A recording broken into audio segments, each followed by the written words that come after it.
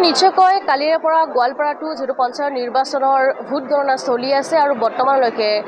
দেখিবলৈ পোৱা গৈছে গোৱালপাৰা আয়ুক্ত কাৰ্যালয়ত যি ভোট গণনা চলি আছে আৰু গোৱালপাৰা জিলাৰ গোৱালপাৰা আয়ুক্ত কাৰ্যালয় আৰু গোৱালপাৰা সমজিলা আয়ুক্ত কাৰ্যালয়ত যেটো ভোট গণনা কালিৰ পৰা আৰম্ভ হৈছিল আৰু ইতিমধ্যে গোৱালপাৰা যে সমজিলা আয়ুক্ত কাৰ্যালয়ত ভোট গণনা ৰাতিপুৱাৰ ভাগত শেষ হৈছে আৰু গোৱালপাৰা আয়ুক্ত কাৰ্যালয়ত বৰ্তমানো যেহেতু ভোট গণনা চলি আছে পৰিৱেশ দেখুৱাম সামগ্ৰিক পৰিৱেশটো পোনপ্ৰথমে দেখুৱাব বিচাৰিম ৰাতিপুৱাৰ পৰা এনেদৰে যেহেতু ইয়াত ভোট গণনা চলি আছে আৰু এই মুহূৰ্তত আমি ক'বলৈ যদি বিচাৰো তেতিয়াহ'লে এই গোৱালপাৰা জিলাখনত কিন্তু আন ঠাইৰ লগতে গোৱালপাৰা জিলাখনতো কিন্তু বিজেপিয়ে এই পঞ্চায়ত নিৰ্বাচনৰ জয় যাত্ৰা কৰা পৰিলক্ষিত হৈছে এক বৃহৎ অগ্ৰগতি দেখিবলৈ পোৱা গৈছে গোৱালপাৰা বিজেপিত আৰু গোৱালপাৰাৰ যি গোৱালপাৰা জিলাখনত আছে 16টাকৈ যেহেতু জিলা পৰিষদ আছে 16টা জিলা পৰিষদৰ ভিতৰত 2টা জিলা পৰিষদ ইতিমধ্যে যেটো বিনা প্ৰতিদ্বন্দিতাত বিজেপি আৰু অগপ যি এনডিএৰ প্ৰাৰ্থী যি বিনা প্ৰতিদ্বন্দিতাই নিৰ্বাচিত হৈছে আৰু যেটো 14টাকৈ সমষ্টিত নিৰ্বাচন অনুষ্ঠিত হৈছিল 14টাকৈ সমষ্টিত নিৰ্বাচন অনুষ্ঠিত হৈছিল আৰু কাইলৈ যেহেতু ভোট গণনা হৈছিল 14টাকৈ সমষ্টিত ভোট গণনা আৰম্ভ হৈছিল আৰু 14টাকৈ সমষ্টিৰ ইতিমধ্যে যদি আমি ক'বলৈ যাওঁ তেতিয়াহ'লে 4টাকৈ যে সমষ্টি আছে যি 4টাকৈ সমষ্টিত বিজেপিয়ে জয়গান গোৱা দেখিবলৈ পোৱা গৈছে বিজেপিৰ এক বৃহৎ জয় দেখিবলৈ পোৱা গৈছে আৰু 4টাকৈ সমষ্টিত ইতিমধ্যে বিজেপিৰ অগ্ৰগতি দেখিবলৈ পোৱা গৈছে এটা সমষ্টিত নিৰ্দলীয় প্ৰাৰ্থী এগৰাকীৰ অগ্ৰগতি দেখিবলৈ পোৱা গৈছে আৰু আনপিনে যদি চাবলৈ যাওঁ তেতিয়াহ'লে কংগ্ৰেছ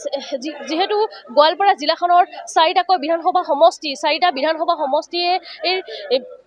4গৰাকীকৈ এমএলএ যি বিধায়ক তেনে ক্ষেত্ৰত দেখিবলৈ পোৱা গৈছে গোৱালপাৰাৰ এই পঞ্চায়ত যি নিৰ্বাচনৰ যি আমি যদি আজি ফলাফল চাবলৈ যাওঁ তেতিয়াহ'লে কংগ্ৰেছে কিন্তু মাত্ৰ এটা সমষ্টিতহে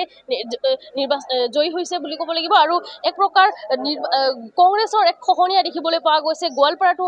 আচলতে যি আৰম্ভ হৈছে কংগ্ৰেছৰ খহনীয়া এয়া এক প্ৰকাৰ ক'ব পাৰি কিয়নো গোৱালপাৰা জিলাখনৰ 4টাকৈ বিধানসভা সমষ্টিৰ যিহেতু বিজেপি কংগ্ৰেছৰ দখলত আছে তেনে ক্ষেত্ৰত এই পঞ্চায়ত নিৰ্বাচনৰ যি ফলাফল সেই ফলাফলে এক প্ৰকাৰ দেখুৱাই দিছে যে বিজেপি গোৱালপাৰাটো আচলতে সাঙুৰ খাই গৈছে আৰু বিজেপি এক প্ৰকাৰ অগ্ৰগতি লাভ কৰা দেখিবলৈ পোৱা গৈছে বিজেপিৰ বৃহৎ জয় হোৱা দেখিবলৈ পোৱা গৈছে 4টাকৈ সমষ্টিত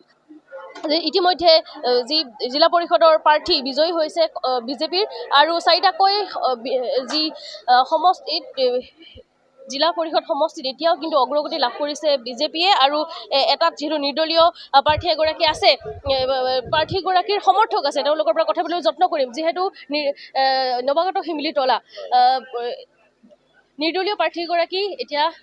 অগ্ৰগতি লাভ কৰিছে হয় নিশ্চয় এতিয়া আপোনাৰ ধৰক 19,000 ভোটৰ ব্যৱধানত লিড লৈ আছে নিৰ্দলীয় প্ৰাৰ্থী মিছ আলমিনা বেগম 5 নং নৱাগত চিমতলা জিলা পৰিষদ কালি ৰাতিপুৱা 8টা বজাৰ পৰা আজি ৰাতিপুৱা এই 9টা বাজিল এতিয়াৰ পৰা অপেক্ষা কৰি আছে তেনেনে আমি উইন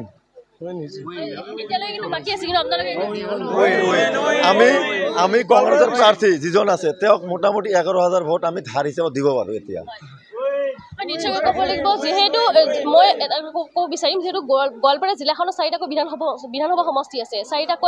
4জনকৈ বিধায়ক কিন্তু কংগ্ৰেছৰ কিন্তু দেখিবলৈ পাইছে পঞ্চায়ত নিৰ্বাচনৰ ফলাফলত কিন্তু কংগ্ৰেছে তেনেধৰণৰ ফলাফল দেখিবলৈ পোৱা এতিয়া যিটো ঢৌ আহিছে এইটো হ'ল কংগ্ৰেছ মুক্ত গোৱালপাৰা পূব সমষ্টি কংগ্ৰেছ মুক্ত গোৱালপাৰা পূব সমষ্টি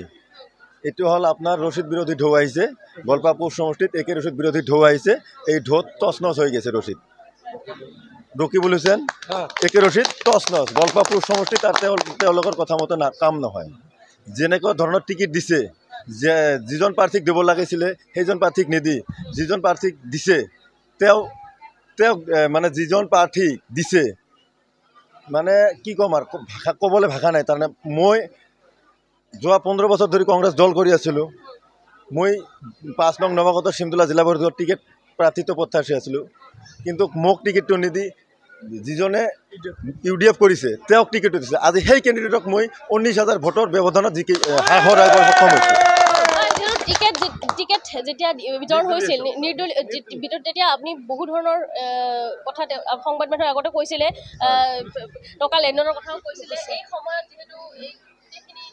কথা ক'ব নোৱাৰি যদিও আপোনালোকে যিহেতু বৃহৎ ব্যৱধানত এটা অগ্ৰগতি লাভ কৰিছে এই ক্ষেত্ৰত তেওঁলোকৰ কাৰণে আপোনালোকৰ কাৰণে এটা ভাল নিশ্চয়কৈ তাৰ মই এটা আশা ৰাখিছোঁ মানে মোৰ যিটো সঁহাৰি দিছে মই আমাৰ ৫ নং নৱাগত চিমিতোলা জিলা পৰিষদৰ ৰাইজে যিটো 4টা জিপি আছে এই 4টা জিপিৰ ৰাইজে যেনেকুৱা ধৰণৰ সঁহাৰি দিছোঁ আপোনালোকে নিশ্চয়কৈ গম পাইছে আমাৰ 42,000 ভোট আছিলে তাৰপিছত আমাৰ টোটাল ভোট পল হৈছে 37,800 তাৰ বিনত আমি পাবলৈ সক্ষম হৈছোঁ 22,000 এতিয়াও কমপ্লিট হোৱা নাই আৰু পাম বুলি আশা ৰাখিছোঁ মোটামুটি আপোনাৰ ধৰক 23-24 এনেকুৱা ভোট পাম আমি আশা ৰাখিছোঁ 37,000 ভিতৰত 23-24 ভোট পাম 16টা জিলা পৰিষদৰ ভিতৰত কংগ্ৰেছে কিন্তু মাত্ৰ এটাহে লাভ কৰিছে হয় কংগ্ৰেছ নাইকিয়া হৈ গৈছে গোৱালপাৰা বৰ্তমান কংগ্ৰেছ মুক্ত গোৱালপাৰাত কংগ্ৰেছ মুক্ত হৈ গৈছে এতিয়া হয় নিশ্চয়কৈ আমি গোৱালপাৰাৰ পৰিৱেশ দেখুৱাইছোঁ গোৱালপাৰা জিলা আয়ুক্ত কাৰ্যালয়ৰ পৰিৱেশ দেখুৱাইছোঁ যিহেতু জিলা আয়ুক্ত কাৰ্যালয়ত বৰ্তমানো যিহেতু ভোট গণনা চলি আছে আৰু ইতিমধ্যে মই জনাইছোঁৱে গোৱালপাৰা যি 16টা জিলা পৰিষদত 2টা জিলা পৰিষদ বিনা প্ৰতিদ্বন্দ্বিতাৰে NDR প্ৰাৰ্থী বিজয় হৈছে আৰু কালিৰ পৰা যিহেতু ভোট গণনা চলি আছে আৰু 14টাকৈ জিলা পৰিষদত যিহেতু ভোট গণনা চলি আছে 14টাকৈ জিলা পৰিষদৰ ভোট গণনাত ফলাফলত 4টা জিলা পৰিষদত বিজেপি আৰু অগপ যে NDAৰ 4গৰাকীকৈ প্ৰাৰ্থী জয়ী হৈছে আৰু এটা কংগ্ৰেছ প্ৰাৰ্থী বিজয় হোৱা দেখিবলৈ পোৱা গৈছে গোৱালপাৰাৰ আমি পৰিৱেশ দেখিবলৈ যত্ন কৰিছোঁ গোৱালপাৰাত যিহেতু বৰ্তমান অব্যাহত আছে ভোট গণনা